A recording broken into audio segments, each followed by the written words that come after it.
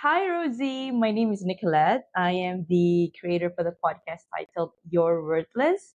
Read that again. Juxtaposition of your very soul. First off, thank you very much for saying yes to be interviewed today.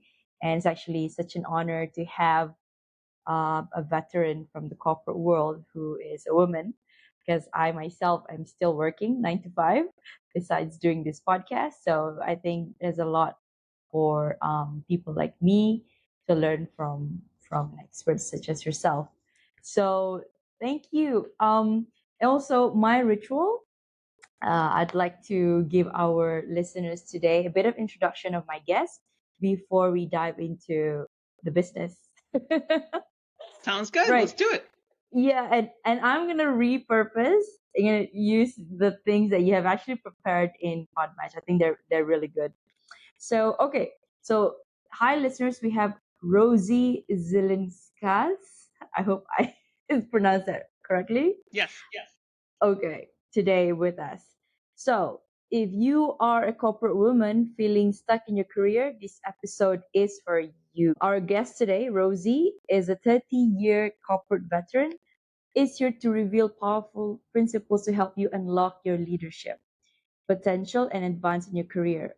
Rosie's mission is clear: eradicate the gender gap by empowering women in their careers. So, Rosie, welcome. Thank you so much, Nicolette, for having me. I do have a passion to help women move up the corporate ladder, and I'm so excited to have this conversation with you. Thank you. Thank you. Likewise. So let's take down memory lane for a while. So what was it like growing up as Rosie Zilinskas? Well, there was a lot of uncertainty growing up. I had two loving parents, but I'm 100% Mexican. My parents were born and raised in Mexico. Really? Yes, I know. Wow. I don't look Mexican. Yeah. I'm very white complected. Yes.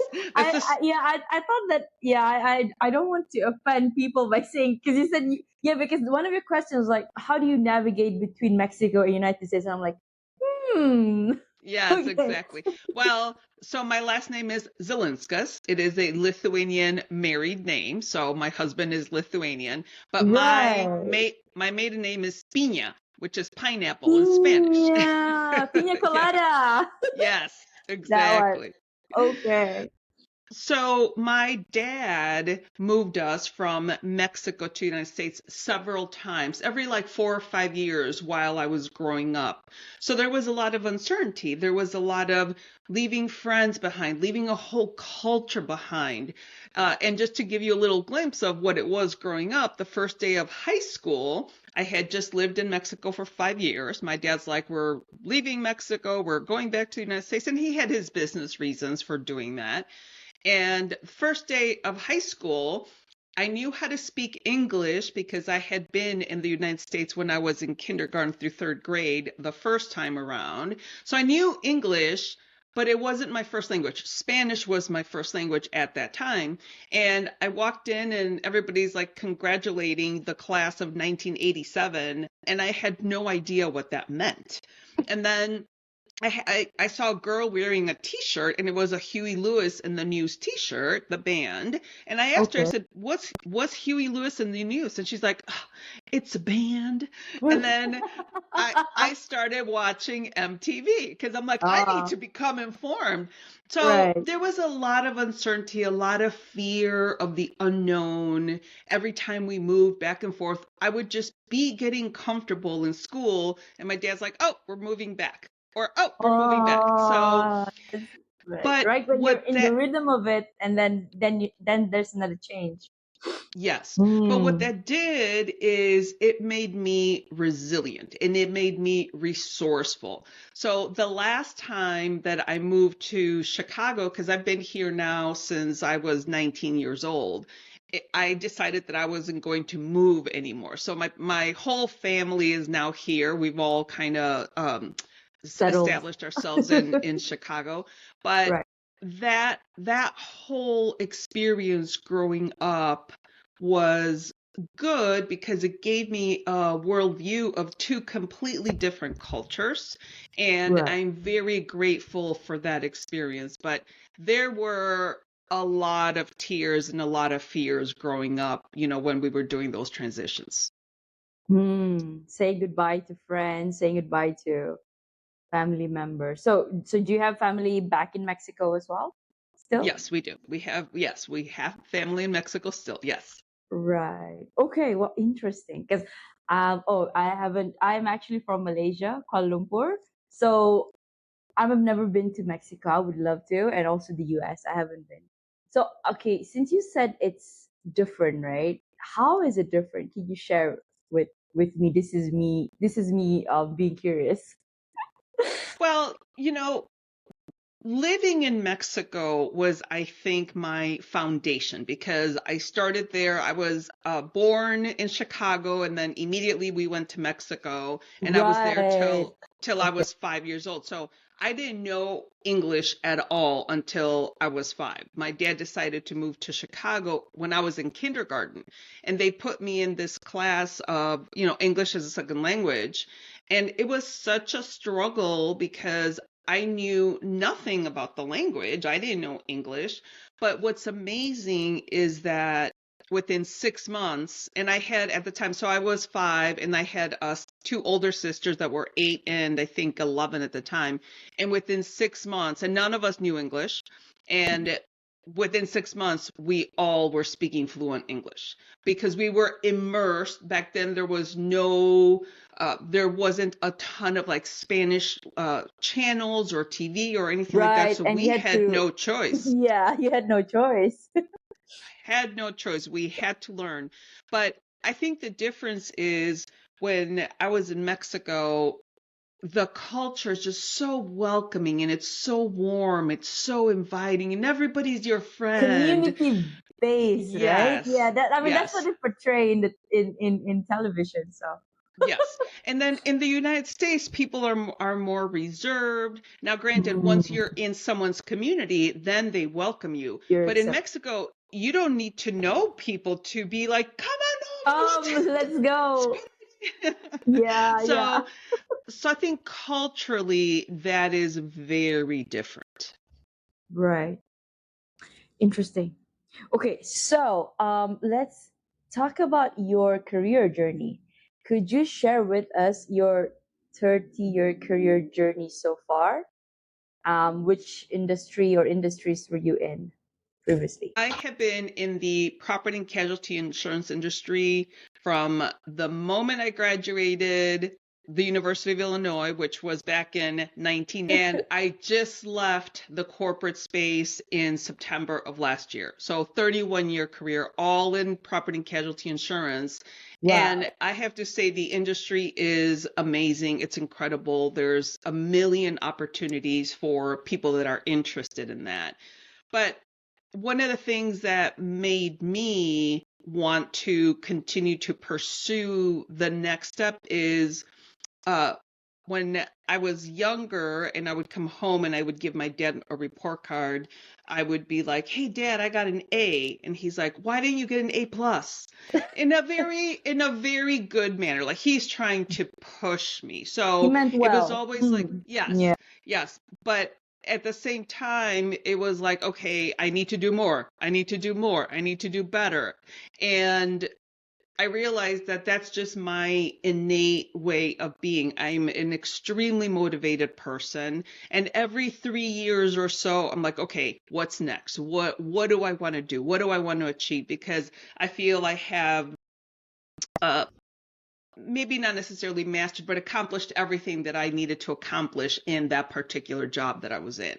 And so that's just been my driving force, and a lot of it is my dad in my head still to this day, like, what's next? And a couple of times I get a promotion, he's like, did you ask for a raise? Or if I get a raise, why didn't you ask for Same, more? same. So It's the same yeah. here in Asia. My Yeah. dad is harp is harping at me every time. Like, okay, you've been at this position for a while. Is it taking you anywhere? But I like it here. I'm tired of moving. You Yes, sure? exactly, Yeah. exactly. Okay, so we're not so Now, different. Mm-hmm. Yeah. Now I've only worked for two major companies. The first time I was there for 12 years, and I left because Wow. they closed the company. They dissolved it. And then I thought to myself, okay, I'm gonna go to another job, and there's no way I'm gonna be there more than 12 years. I ended up being there 19 years.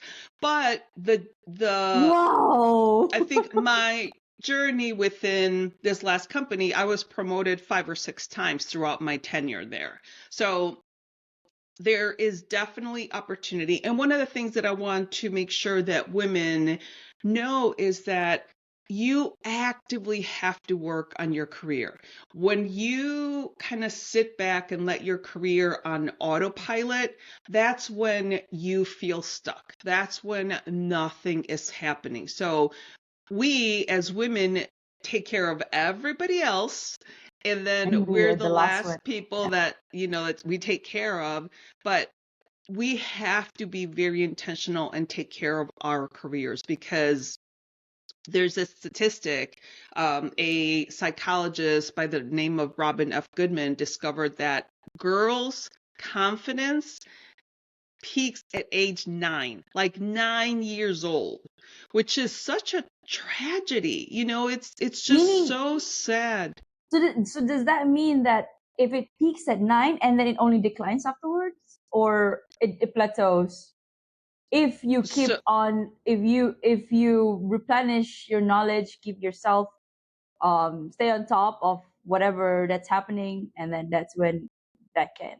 Oh, okay. Now I'm getting it. Okay. Oh, that's bad. yeah, that is That's bad. bad. So yes, the confidence is just kind of there. And then further research shows that it's not until your late 20s or early 30s that you realize, okay, I'm in a job, I want to do more, I want to, advance in my career. That's when you pick back up working on your confidence more intentionally, because you want those opportunities. And interestingly enough, I talk to so many women that do feel that they're stuck in Mm. their careers. And throughout my career, I discovered that how I got unstuck, and I'll explain to you how I kept myself stuck. The way I got unstuck is by actually working on my career, by creating what I call a custom career roadmap. But at 40 years old, I was a high performer, and I was literally sitting at my desk, and I'm thinking, okay, any day now, somebody's going to notice my hard work.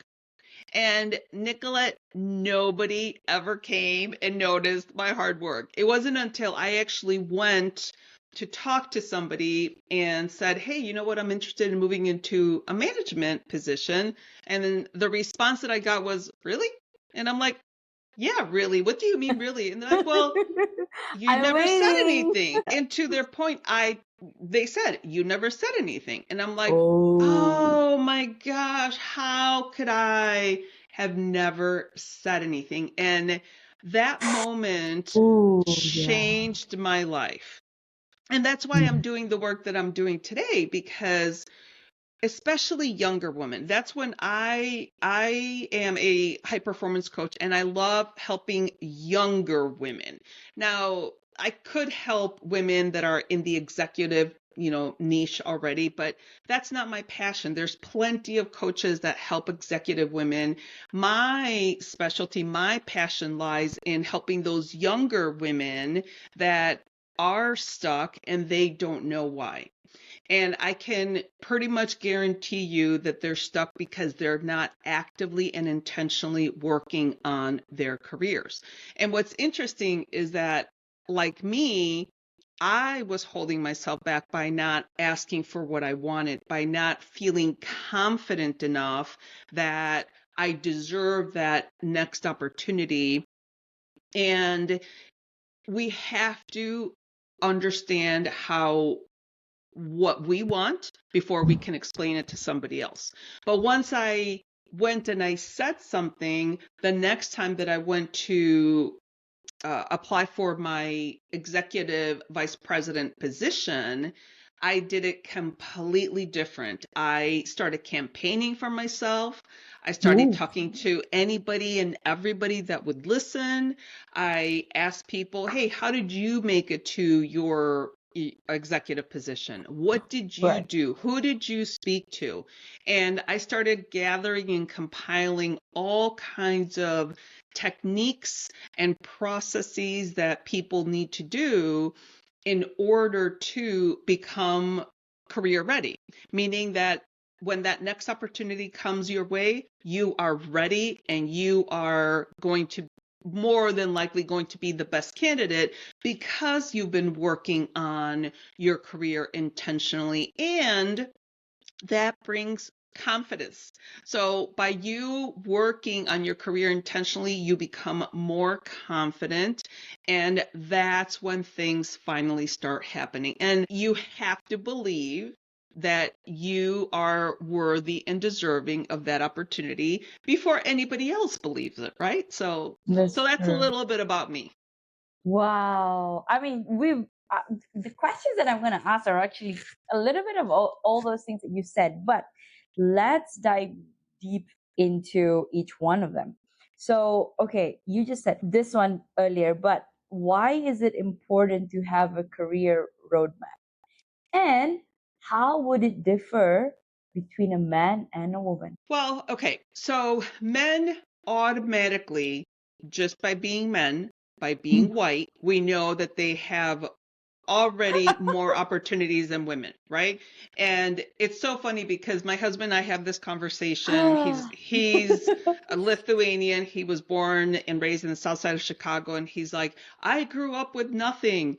How can you say that I had advantages? I'm like, from the second you were born a white male, you automatically had advantages. And so, he's Yeah. like, I need to debate that. I'm like, I can show you the statistics. It shows how many white males have opportunities in C-suite positions or executive positions versus white females. How many black males versus black females. I mean, the data is all there, but Yeah.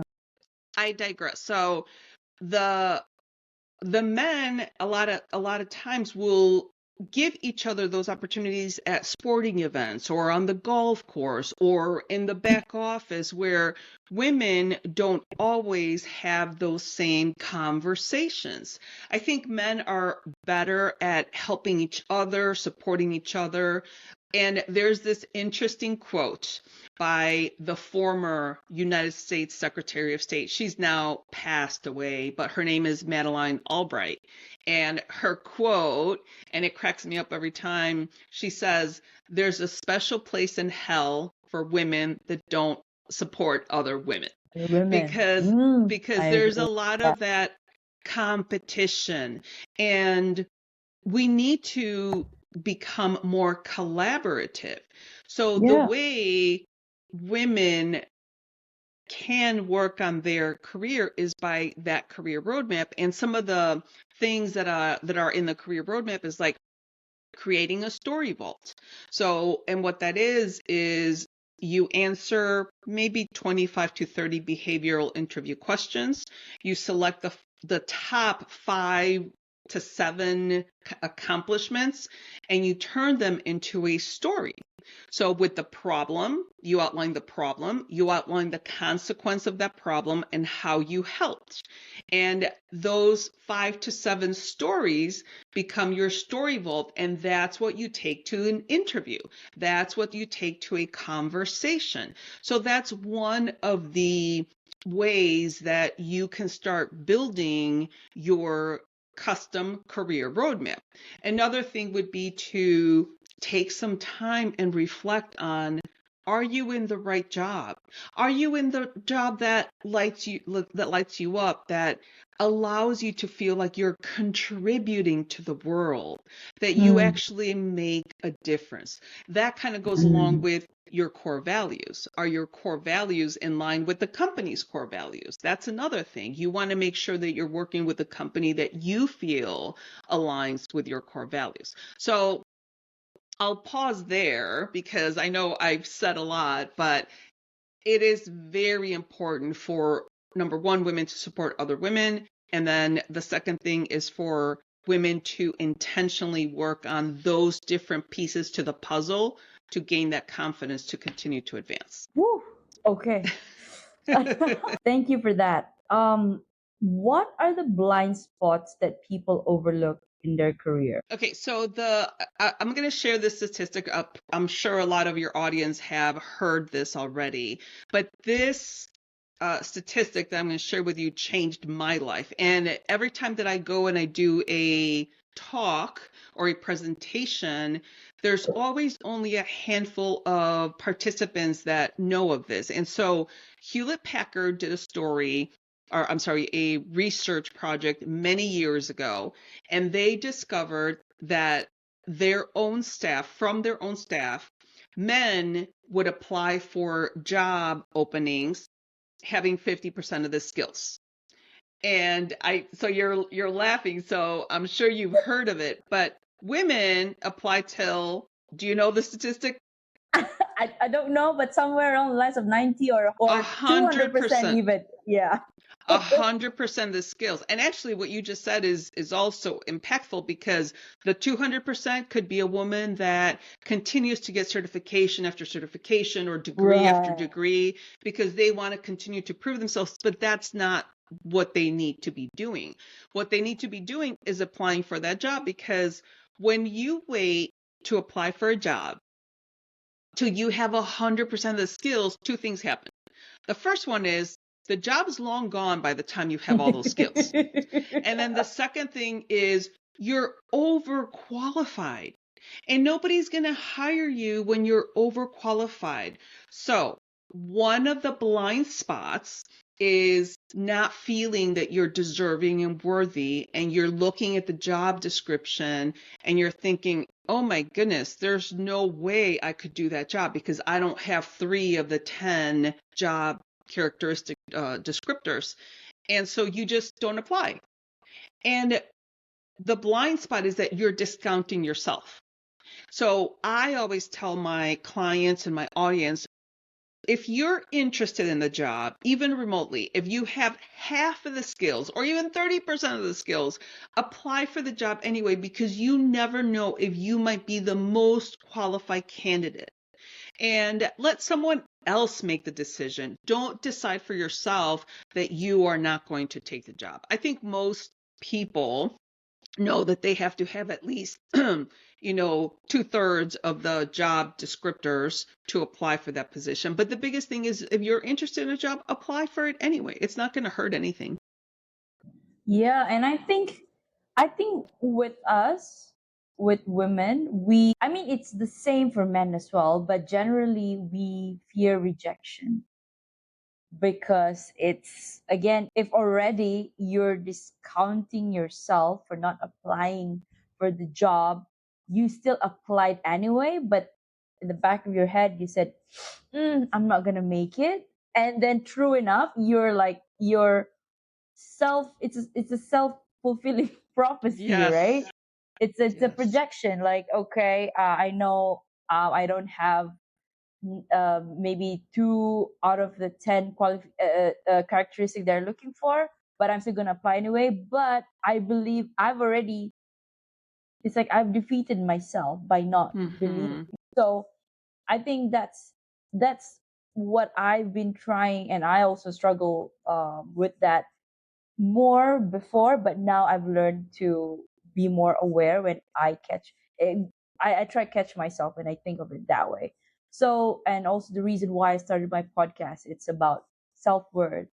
It's about Mm-hmm. imposter syndrome. It's about all these things that as a millennial, Yes. I do. Yeah, I mean, every generation has its own challenges, and I wouldn't Mm-hmm. say that we had it good. And I think the Gen Zers also, they have issues of their own as well. So um yeah, I love the conversations like this. And I think what you do and what I think, yeah, I hope my podcast will help people as well in the same sense. And I know you have a podcast too. I do. I do. So my podcast and my business are called No Woman Left Behind, because I wholeheartedly believe that we have to support each other. Yes. And, so I went to the University of Illinois in Urbana-Champaign, and in the quad, there's a beautiful statue of a woman with her arms kind of wide open, and there's a placard on the alma mater, and it says, "To thy happy children of the future, those of the past send greetings." And Oh, that resonates with me so much because I know I'm not going to be famous. I don't want to be famous, but I do want to help. And I know mm, that I want to help support women. That's my passion. And even I'll go further, younger women that are feeling like they're stuck in their careers and they don't know what to do or how to get to that next level. So once you know the type of job that you're interested in, then I can help those women advance up the corporate ladder. There's also women that come to me. As a matter of fact, yesterday, a woman came to me and we had a strategy call, and she's like, I don't know what I want to do. I want to, maybe be in legal, maybe in HR. And I'm like, you know what? I'm not your person because I don't specialize in career transitions, but I have a career transition coach. So I referred her to one of my friends. But I know what I'm good at. I know what my specialty is, and I don't feel like there's that competition with other career coaches.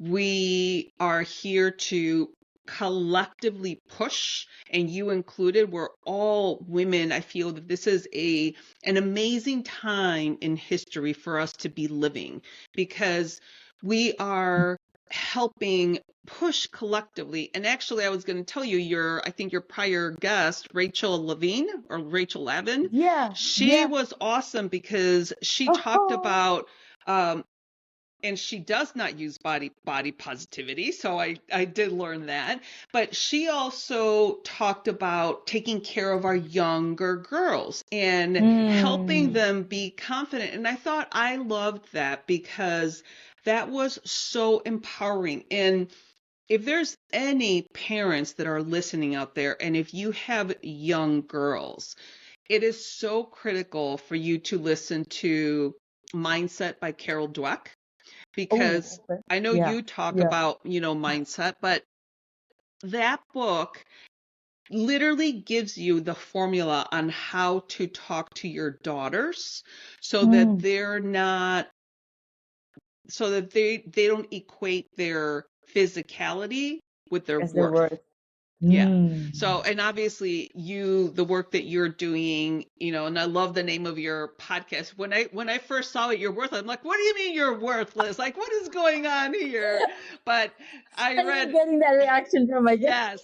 yes, yes, I loved it. And to your point, we have to work on ourselves to upskill our worth. And that's why one of my principles in the presentations that I talk about is you are deserving and worthy. But you have to believe that. You have to embody that. And Mm. it goes along with your mindset, being proud of your body just as it is, like Rachel said, and then being intentional in your career. It kind of all works together. Oh, you said it beautifully, Rosie. Thank you. Okay, you said this as well. What is the promotion readiness checklist? I think The you said promote it, but can we go through well one by one? And how would it help a woman in corporate? Yeah, so the promotion readiness checklist is a checklist that I have on my website. My website is No Woman Left Behind, and it's No. right on my homepage. And it's a checklist of like 10 questions, and it's yes, no questions. It'll take you like maybe 3 to 5 minutes to even answer it, if that. But those are the pieces to the puzzle that you need to work on in order to understand how ready you are when that next opportunity shows up. So, how ready are you to be promoted? So, it will go through things like, do you know your big why? Do you know your core values? Obviously, is your resume ready? because if you're looking for a position and your resume is not ready, then you're already behind the eight ball. Do you have a story vault, which I talked about earlier, where you answer all those questions and you come up with, 5 to 7 stories? So it's a series of questions such as those that will give you an idea, and it'll give you a score. So if you're like 0 to 4, you definitely need help. If you're like 5 to 7, you're doing an okay job. And if you're 7 and higher, then keep doing what you're doing. You're doing great. It's just a matter of time. But in any of those situations, I invite people to have a strategy call with me, because I'll spend an hour with them and give them ideas. We'll go through that promotion readiness checklist, and then I will tell them these are the things that you need to focus on. One of them is getting advice. And what I mean by that is, do you talk to senior leaders in the organization and ask them, hey, what is it that you do? What made you successful? Because I think this is one of the things that you asked Rachel as well is, okay, well, if you don't know what to do you just kind of like figure it out on your own, or do you seek help? Well, you seek help. You go, you listen to podcasts, you read books, you talk to people, and for every one person that you talk to, you will get one little golden nugget of advice that you're going to be able to incorporate into your Yeah. day to day, and you're going to know what you need to develop. Another one is I am a certified Colby consultant, and it's an assessment such as Strengths Finder or the DISC, or one of those many assessments. And Right. this assessment talks about how you instinctively use your skills. So you could be a person that is really good with facts and spreadsheets, and that's your specialty. But they have you in a marketing position where you have to come up with big ideas and things like that. So those two do not correlate. Jive. Yeah. But if you don't know what your skills are, again, similar to the Gallup Strengths Finder, then you might be in the wrong position. Mm. So those are all different pieces of the puzzle that are part of that promotion readiness checklist, and it will give you a good idea as to where you are in your career journey. Oh my God, Rosie, I think a light bulb just click inside my head. You just said something, that golden little nugget, because right now I'm in a company where it's how do I think, okay, a bit of context. The last 2 years, it's a very operational base team, but when they hired me, because I came from a consulting background, so of course operations and consulting, they don't really go hand in hand. So but they hired me anyway, which I'm very, very grateful. So when they hired, there was a lot of realigning as to what I should do, because most of the people, the management in that team, they were very much, like I said, operational, and that wasn't my biggest strength. And I had to find my footing, I think, the last years. And to be honest, they tried putting me in projects which I wanted to execute based on what I feel that it should go. But again, in any organization, change is the most difficult thing to be implemented. Therefore, coming from consulting background and going into the commercial side, reality hit me hard. So it's like consultant, fine. You get your fee from your client, and then clients see if they're gonna implement it.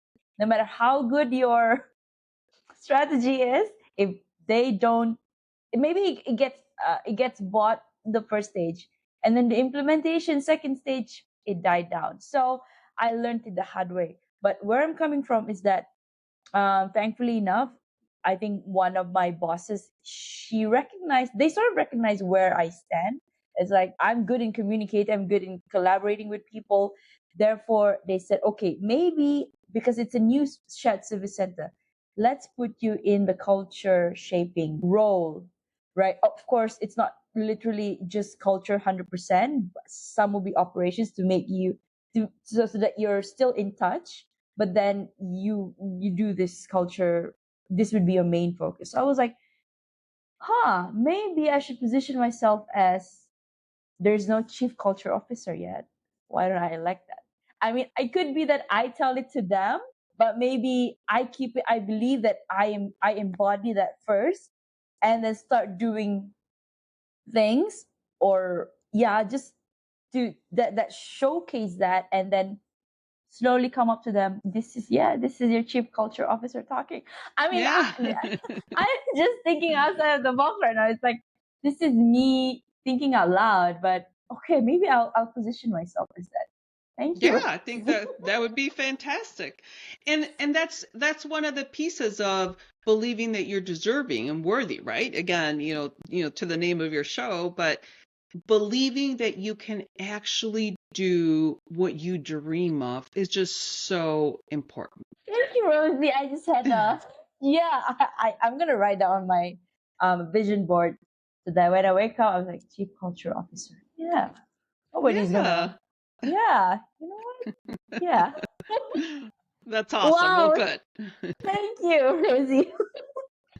Okay, so I want to go back to your 30-year career journey. So I mean, loyalty is definitely there for you. But I want to hear your thoughts about people, younger, male, female, that actually jump because of progression, right? They want to go for higher increment, better job position. What are your thoughts on that? 100% support it.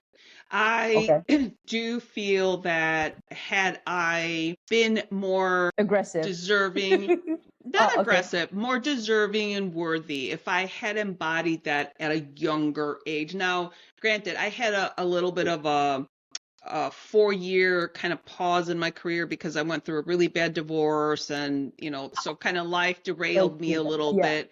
Don't worry. But Yeah, me too. 2 years. yeah, One of the impetus for the podcast as well. yes, The last four exactly. years.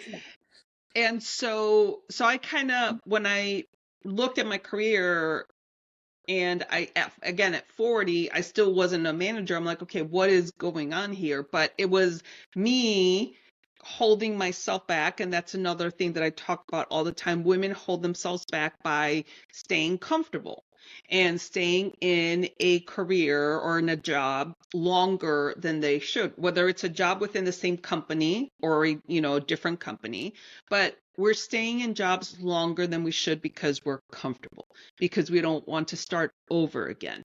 And that's a fallacy, because there's plenty of people that restart careers after being, in a company 10, 15 years, and they're perfectly happy. So the fact that people are seeking better opportunities, and a lot of it is that they're not happy with the development of themselves within the company. A lot of companies are so busy, they're so reactive instead of being proactive and really taking care of their employees by allowing personal developing, allowing that time to be creative. We're so Ooh. in the trenches, and companies are doing themselves a disservice by not giving women leadership courses to women so that they understand how to position themselves as the company that people want to go work at. And Mm. so if the company is not providing you what you need for your personal needs, then it's perfectly okay to leave that company and go to another company that will, because there are plenty of corporations, both big and small, that do want to do right by their people. They want to take care of their employees. And the biggest thing I think is companies are now starting to embrace the human being, not just the employee. It's because people come to work with their problems and their situations and whatever, and you can't expect them to come into work and just be like, To okay, leave that 8 to 5, baggage. yes, yeah. Yeah, yeah. So there has to be a sense of empathy from the company and say, you know what, we'll support you, we'll help you. We have HR, we have employee resource groups, we have, whatever the therapy that they offer, within the organization, things like that. But to answer your question, if someone is looking to continue to advance in their career, they should be going to and looking for that next opportunity every 3 to 5 years. At 3 years, you kind of start wondering, you start looking, you start taking action, and within that next couple of years, something should be happening. As long as you're taking action, something will happen as a result of that action that you're taking. Wow. And I just want to say also to you, thank you for being candid with your story, because you were being very transparent that at age 40 you weren't at a management role yet. To see from that time to now that you have your own coaching program. I have friends, colleagues who are maybe almost reaching that, but yeah, I mean, I don't know, maybe I'm putting words into their mouth, but what I can see is that they're just they're just grinding, and I think they're waiting for that promotion as well, because I think in most organization, commercial especially, instead of consulting, somebody has to leave that position vacant first before somebody can go up. It's different Mm-hmm. with consulting. You, as long as you reach your performance evaluation, you go up the rank. And that's why it's coming from that background. I To be honest, if I had stayed in that industry, I would have been maybe a senior, close to being a director now. But right now, I am still at a managerial level, and to be honest, I enjoy, because the reason why I left is because of the long hours as well, burnout. But I am more fulfilled at this point. And like you said, coming back to what you said, that company, if the company does give you that leeway or space for you to be creative, I think it's all the more reason one will stay and continue to serve, and therefore show their loyalty, right? And Absolutely. yeah, because And yeah, sorry, you And were I was saying. just going to say, by the way, if companies take care of their employees, kind of like you just said, that you're fulfilled and you're happy where you are right now, the company's productivity goes up 14% just by Hmm. having their employees be happy and fulfilled in the careers that they're doing. It's when the careers are, or when the individuals are not engaged and they're bored and their days are long and they're, that old term quiet quitting, all that stuff. It's like there's something wrong. If you are not engaged in your work, that in the work that you're doing right now, something is wrong. Whether it's you, that you're not really trying, that you're not seeking other opportunities, that you're not talking to your manager saying, hey, this isn't working for me. You shouldn't be working 8 or 10 hours a day in a job that you hate, or in a job that you're just barely making it through the day, or Monday or Sunday comes around and you have the Monday blues because you Dreaded. don't want to go to Uh-huh. work the next day. So life can be so much better and it's so much bigger and life has so much to offer. But you have to go out and grab it, right? You have to go out and seek that opportunity and work on yourself and develop your skills. And I'm not saying that this is easy. I'm not saying that it's going to happen overnight. It's a process, it's a journey, but that's what you get to do. You get to enjoy the journey and you get to discover what you like and what you want to do and what career, what are the possibilities. And that's what I love talking to people about, because there's so many things that people can do to create that custom career roadmap. And I call it custom because it's custom for each individual, right? It's like you have to be able to have a plan. I work on this activity. I call it the clarity chart, and it's 9 questions in nine words in 3 different categories that we go through. And at the end of the conversation with my clients, I say, okay, so these 9 words are now your guiding light. It's your North Star. And so these 9 words are the 9 words that you go to, and it's how you want your best self to be. And when you have a problem, a situation, you're wrestling with something, you go back to those 9 words and you think of these 9 words represent my best self. And that's what you use as your guiding light, as your North Star. But you have to, it's a self-discovery process. So, Ooh. so yeah, I'll pause there. I know I I've said love a that. lot. I love that. Wow. Yes, yes. I mean, I echo that 1000. It's everything that I stand for, and Mhm. it's, yeah. It's taking a few seconds here to make sure I'm internalizing everything. Thank you, Rosie. Thank you. Okay, so let's pivot to a self-worth question, like I always do with all my guests.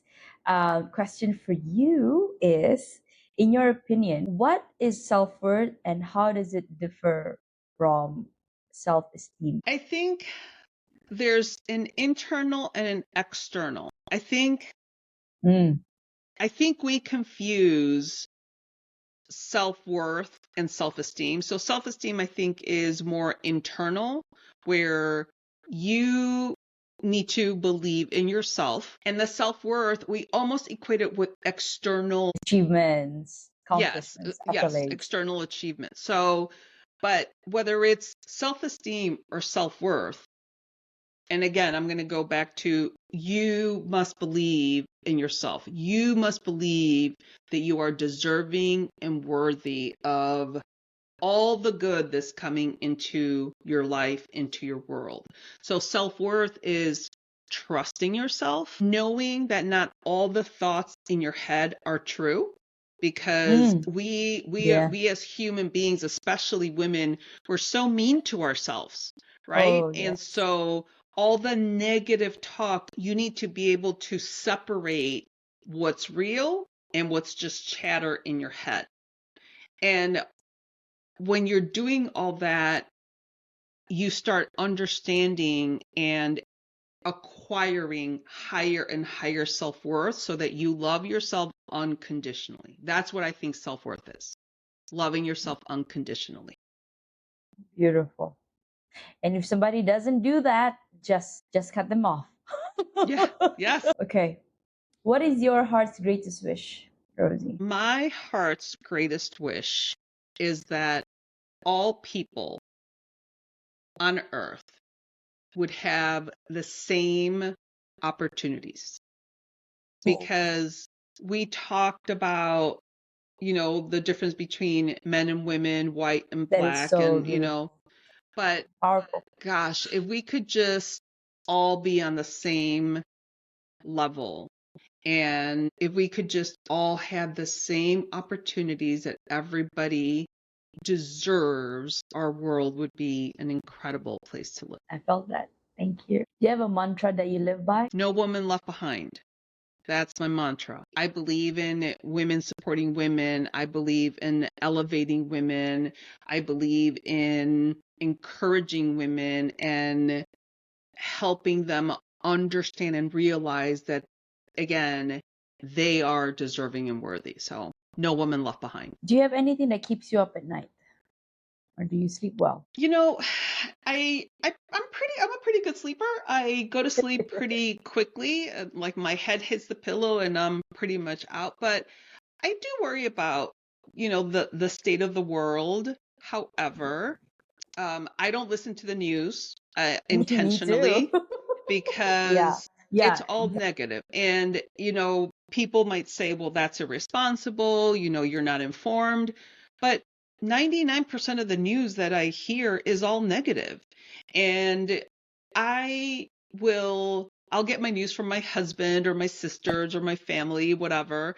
But I really do believe that I protect my spirit and my soul so that Yeah. I'm not bombarded with so much toxicity. So Mm, I also do a lot of meditation, a lot of personal lovely. growth, personal development. I'm trying to get my mindset in a good place. So I make sure that I have my morning routine, my evening routine at night. And I haven't always done this, but I'm really trying to focus on reading a physical book instead of being on my phone so that my brain can kind of turn off and detach from the electronic leash that we have nowadays. But yeah, I sleep pretty well. What's your morning routine and night routine So like? morning routine, I usually wake up around 5:30, and I do my meditation in bed because that's my state where I'm still kind of, in and Like, out. yeah. So yeah, I do my meditation. I do always 30 minutes of movement, whether it's, the TRX or stretching or Pilates, some kind of movement. I Wow. always do my bulletproof coffee, and I, I sit in my beautiful, comfortable yellow chair and I do some journaling and I do some gratitude. And Wow. then I get ready for the day. And I try not to, during that whole time, I try not to look at my Look at your email or phone. social media or anything. I mean, I look at my email because I do the workout on my phone. I'm sorry, I look at my phone because I do the workout on my phone, but I don't check email anymore. I don't check social media. I turned off all, I should say 95% of any notifications. I get no notifications on my phone. I'm trying to be very protective of my mindset first thing in the morning. And then at Mhm. night around 9 o'clock, I just, I go upstairs and I start getting ready for bed. I get in bed and reading is kind of my winding down activity. And yeah, so that's my morning and my evening routine. Wow. So 9, 10, 11, 12, 1, 2, 3, 4, 5, 8 hours. And you've maintained this lifestyle for so many years already. I have. I mean, I haven't always done the journal, like the journaling, for example, kind of fell off the wayside in the fall because I had COVID and I was sick and Oh, we had a sorry bunch to. of stuff going on. But, I really value the journaling because it's very healing and soothing, and you get all the chatter in your head out and onto paper, and it's very, yeah, healing. That's the best word. One thing I noticed with every guest that I speak, especially when they're coaches, they have to have a morning routine that they stick by and night routine, and it's proven, like, because you need to teach people something, you yourself will have to have that kind of routine and structure. And again, yeah, I just started my morning routine. I incorporated at least 20 minutes of yoga. So I did that in 2022, but I kind of fell off 2023. So now I'm back at it again. Yeah, Also, I love one thing, like yoga. being kind to myself, not beating myself just because I miss it for a year, right? Because I have that tendency to, why Absolutely. didn't you? You know it's good, Yes. but yeah. Yep. Again, women. Yes. Or I don't know. Is it people in general or just women? We're just so hard on ourselves. I think women are definitely harder on ourselves, but men also have insecurities and fears and things like that Yeah. as well. So yeah. That's gonna be another episode for that. Yeah. Okay. Last question, Rosie. I think you're gonna say the same quote, but let's see. If you could create a quote right now for you to leave to the audience listening and the world as your legacy, what would it be? Support and empower women that are younger than yourself. That would be my quote, because we need to help those younger women coming up behind us, those younger girls, family members, neighbors. So we really need to support and empower those younger women coming up behind us. Thank you so much. I think that wraps up our interview beautifully. I love the work that you do, Rosie. And I haven't listened to your podcast. I just found out about it today, but I will be. And if there are people who want to be connected to you, what do they need to do? Do they go The to your website? easiest, yeah, the easiest thing for them to do is to go to my website, which is nowomanleftbehind.com. And that's WOMAN. No Woman Left Behind. Right. And I don't know if I ask you, which part of the US are you in? I'm in Chicago. Chicago. Okay, okay. Because you graduated, so you stayed there. Yes. Okay. Yeah. All right, perfect. Thank you so much, Rosie, for your time. I enjoyed our conversation. It felt like I had I prepared like, I mean, the questions that I had was like kind of just touching the surface, and I think there's so much to it. And maybe in the near future, I'll call you up for another episode, perhaps. Absolutely. I would love to. Yes, absolutely. Thank you so much for your time, Nicolette. I think this is a great conversation, and we need to continue to have these kinds of conversations for women so that, again, no woman is left behind. Yeah, yeah. I mean, no matter. I mean, it's not. We're not touching the deep end, but at least we're starting, right?